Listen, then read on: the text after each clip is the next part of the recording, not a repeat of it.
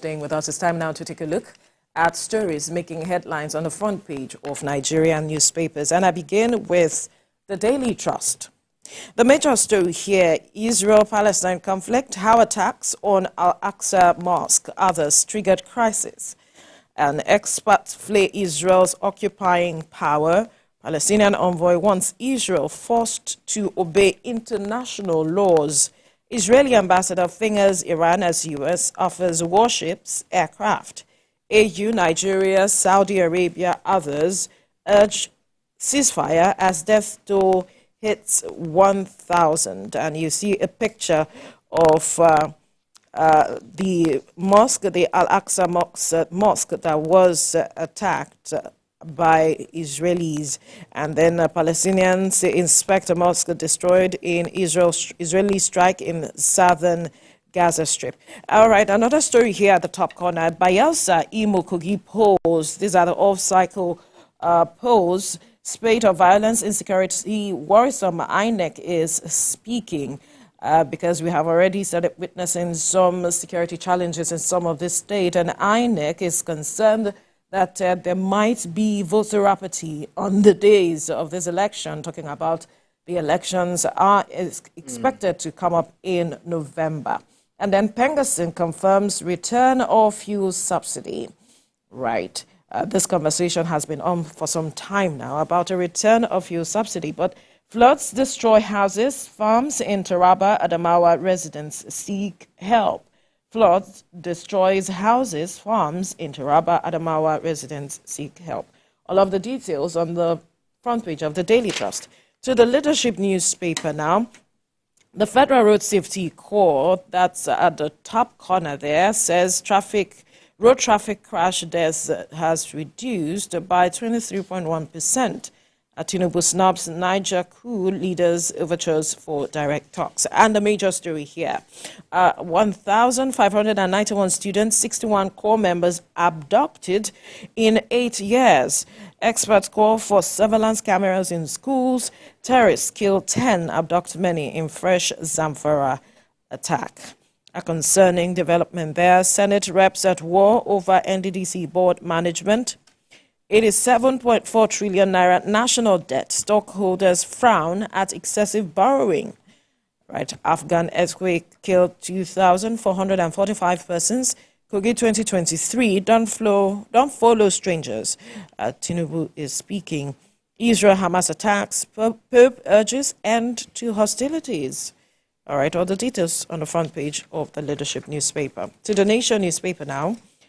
Federal government targets 5 million jobs in 5 years for youth.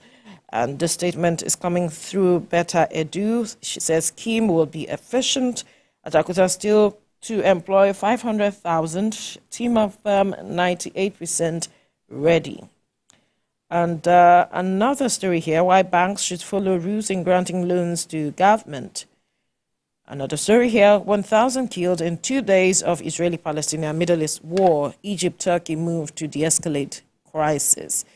And at the top corner, governor seeks the dredging of River Niger, Benue to halt flooding.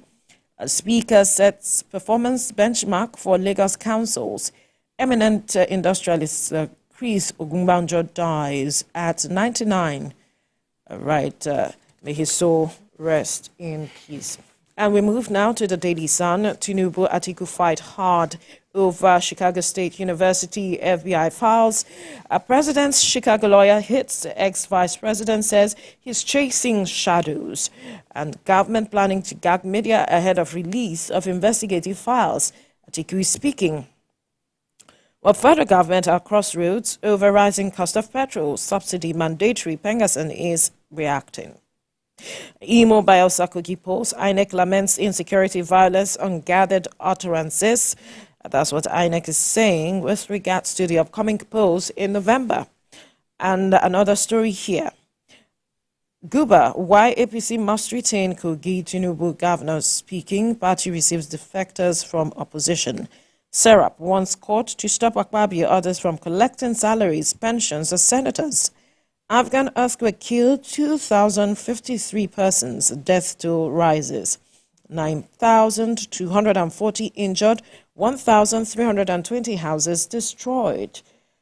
Electricity Act 2023, 7 million unmetered customers risk disconnection. And they're still talking about this Israel-Hamas war escalates, casualties skyrocket. Humanitarian service, that's the story at the top corner. Scheme under my watch won't be business as usual.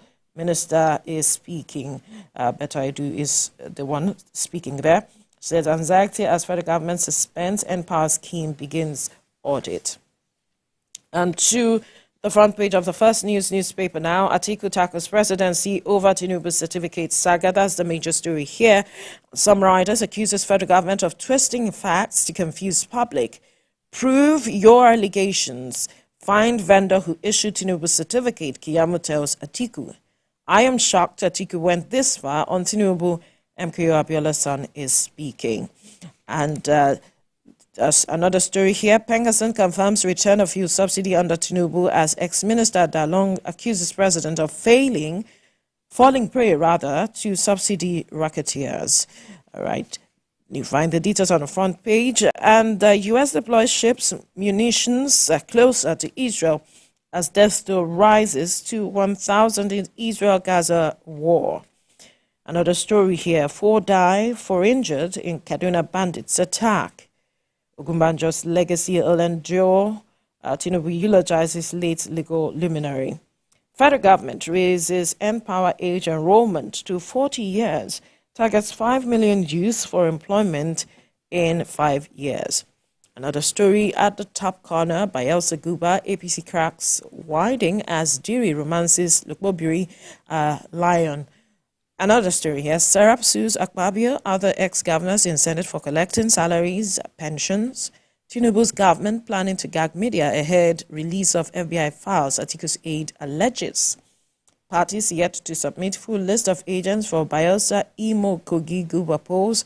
INEC is speaking ahead of the November off-cycle governorship elections. Mobat's death. No evidence of Naira Marley's involvement. Council says. And to the front page of the Daily Times. The major story here says, remove Tinubu as president, no further evidence required, Atiku tells Supreme Court. Says, forged certificate to INEC, weighty constitutional matter. Cites Apex Court judgments on forged certificate, 20-paragraph affidavit deposed in support of appeal. Now, another story here. Wike ignores court orders, demolishes multi-billion naira property near Gbadabia Miller's residence. Crisis looms in Imo community over land seizure by government's agent. Obaro Benin introduces 1 month fasting to traditional festival. All right, interesting one there. And to this Nigeria newspaper now, troops eliminate 31 terrorists, apprehend 81 in 1 week. The defense headquarters is speaking. As bandits kill 4, injure 4 others, abandon 5 kidnap victims in Kaduna community. And here is a picture where the Lagos State Governor, Babajide Sanwo-Olu, in the middle, is standing listening to a point from the chairman of Lagos State Football Association, Honorable Fuadoki, third on the right, during an inspection of flooded areas in Lagos Island yesterday. Indeed, Lagos witnessed some level of flash floods across the state when it rained yesterday. Now another story. 20 million out-of-school population, big threat to Nigeria's development. Tech experts lament. 20 million out-of-school population, big threat to Nigeria's development. Tech experts lament. And NDLEA nabbed a 67-year-old at Abuja airport for ingesting 100 wraps of cocaine. How did he do that? And then Abuja is safest in Nigeria, FCTCP replies critics. Stop ex-governors in Senate from receiving double salaries, allowances. Serap is telling a court to do something about that.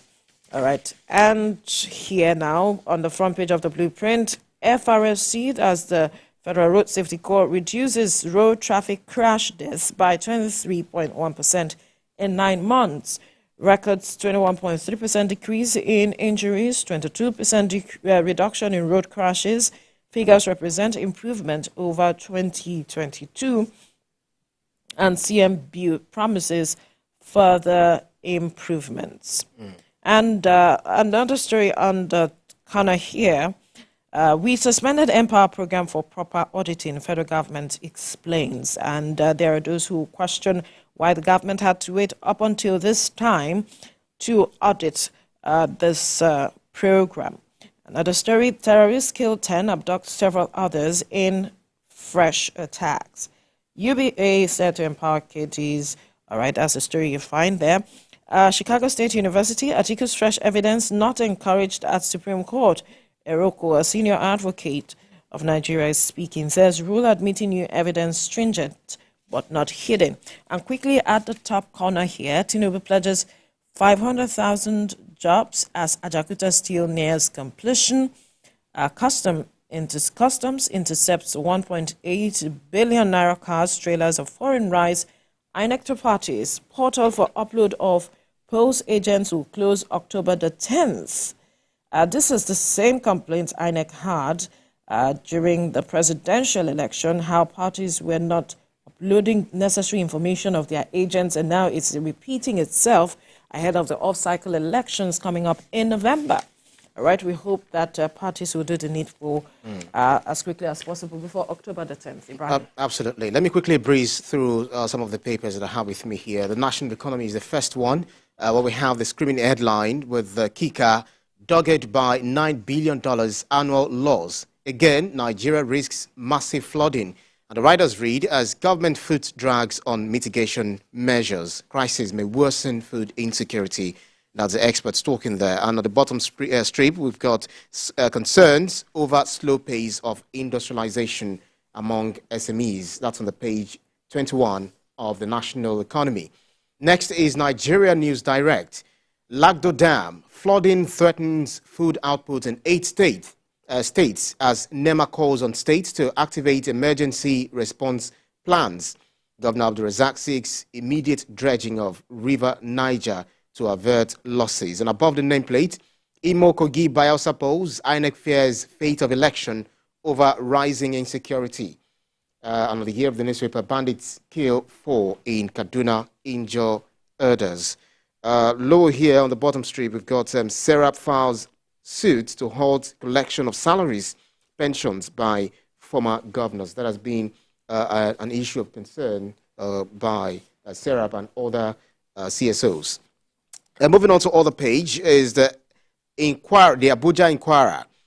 FCTA residents tussle over Berger Park construction. FCTA residents tussle over Berger Park construction. It distorts Abuja master plan as residents, and not true. FCTA fires back. That's on the front page of the Abuja Inquirer. And above the nameplate, NDLEA arrest man 67 who ingested 100 wraps of cocaine in Abuja. And I also wonder how that was done by this so-called man that ingested 100 wraps of cocaine in Abuja. Moving on to other page is other newspaper is Daily Independent. Technology, insider abuse, fraud enablers in banks. Technology, insider abuse, fraud enablers in banks.